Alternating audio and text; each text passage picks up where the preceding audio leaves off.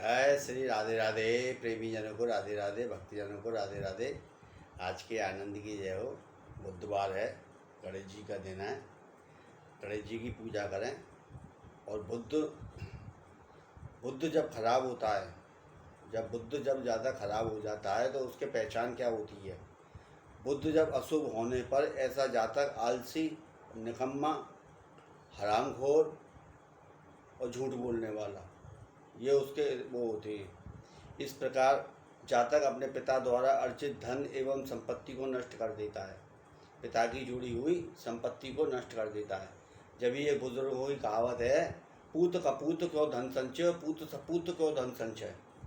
जो पूत कपूत होगा तो उसको हिल्ले लगा देगा, तो क्यों धन कमा रहे हो तुम। और सपूत होगा तो ढेर लगा देगा, तो क्या धन कमा रहे हो। ये बुजुर्गों की, शास्त्रों की बहुत अच्छी बात है ये, क्या समझे। इस प्रकार बुजुर्गों की पिता की कमाई हुई अर्जित संपत्ति को बर्बाद कर देगा। बुद्ध के अशुभ होने पर जातक महामूर्ख होगा। क्या मूर्ख परे की बात है, क्योंकि उसका ये वाला दिमाग ऊपर का खाली हो जाता है। वो बड़ों का अपमान करना, साधु संतों का अपमान करना या किसी और का अपमान करना, ये चीज़ इसके अंदर होती हैं। जातक किसी भी कार्य को सोच विचार कर करने वाला होगा, किंतु वह कभी कभी दूसरों की सलाह नहीं मानेगा। जो दूसरों की सलाह नहीं मानेगा वो फिर भयंकर कष्ट उठाना पड़ता है उसको। किसी भी जानकार से, बुजुर्ग से सलाह ले किसी काम को, वो किसी की नहीं सुनेगा। बुद्ध का ऐसा जातक होता है, वो अपनी अपनी चलाता है और अपनी क्या गाड़ी किसी की सुनेगा भी नहीं वो। ऐसे जातक को भूल के भी किसी साधु अथवा फकीर का चक्कर में कभी नहीं पड़ना चाहिए। जैसे किसी के चक्कर में, टोना टोटका के चक्कर में पड़ गए या किसी उसके चक्कर में पड़ गए तो वो आपको बर्बाद कर देगा। मगर आपकी स्थिति तो है घिरे के हिसाब से खराब, मगर वो और चक्कर बता के तुम्हें लूट लेगा और तुम्हारा धन हड़ लेगा।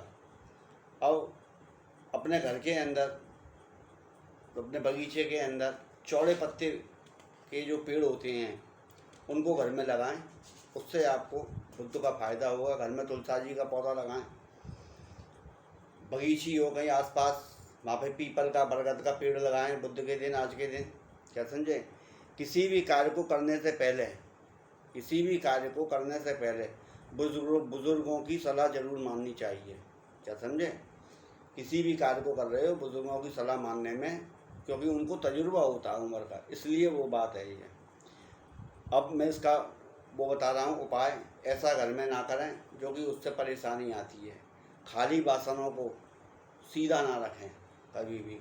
जैसे खाली बासन है, भगोना है, नहाने धोने की बाल्टी है या कोई कढ़ैया है, इसको कभी भी सीधी मत रखो, क्योंकि सीधी रख दोगे कोई जीव जनावर इसके अंदर गिर जाएगा, वो मर जाएगा।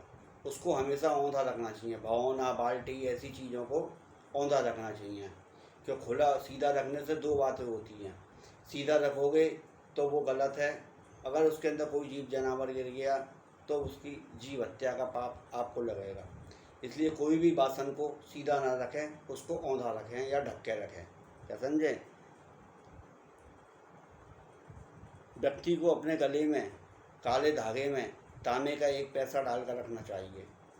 गले में तांबे का पैसा ले ले, कहीं से मिल जाएगा, कहीं पे भी, स्वर्णकारी की दुकान पे, और उस काले धागे में बांध के और भगवान गणेश जी के गाड़ी रख के और अपनी प्रार्थना करके अपने गले में उसको धारण कर ले तो उसको आराम मिलेगा और स्वास्थ्य सही रहेगा, क्या समझे।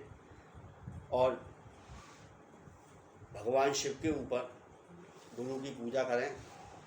अब मैं बता रहा हूँ आपको, ये बाज़ार में हरी टॉफ़ी जो आती हैं, हरे रंग की टॉफ़ी जो आती है, जो 5 की 10 आती थी पहले ज़माने में, अब तो वैसी आती है महंगी, तो वो 11 वो टॉफ़ी ले आवें हरी, रैपर उसका हटा लें, क्या समझे। गणेश जी की पूजा करें, हरी मूंग चढ़ा दें। शंकर जी की पूजा करें, जल दूध जो भी आप चढ़ाएं, चंदन बिंदी लगाएं, इत्र लगाएं और थोड़ी सी मूंग चढ़ा दें। अब मूंग चढ़ाने के बाद, क्या समझे, जब आप पूजा सेवा कर लो, देसी घी का दीपक जला लो।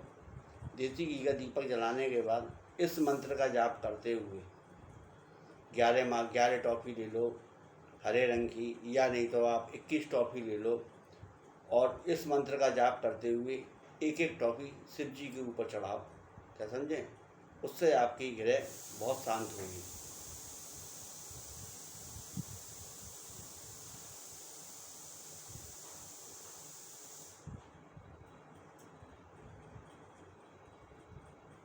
इसको स्क्रीनशॉट ले लें इसका।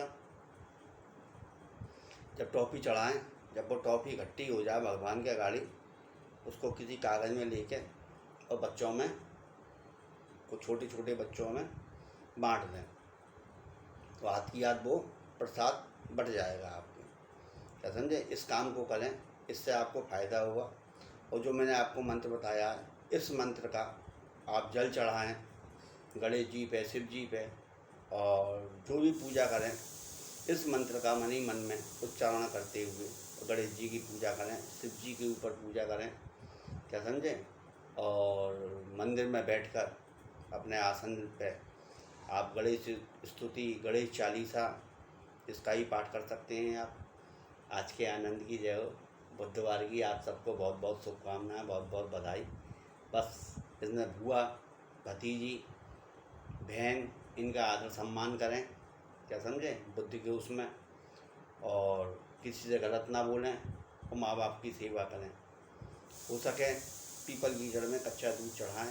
इससे आपकी जो अशुभ ग्रह होगी कोई सी भी, वो आपकी शुभ ग्रह में परिवर्तित हो जाएगी। जय श्री राधे राधे। लाइक करो, सब्सक्राइब करो, फॉलो करो। आज के आनंद की जय जयकार। जय श्री राधे राधे।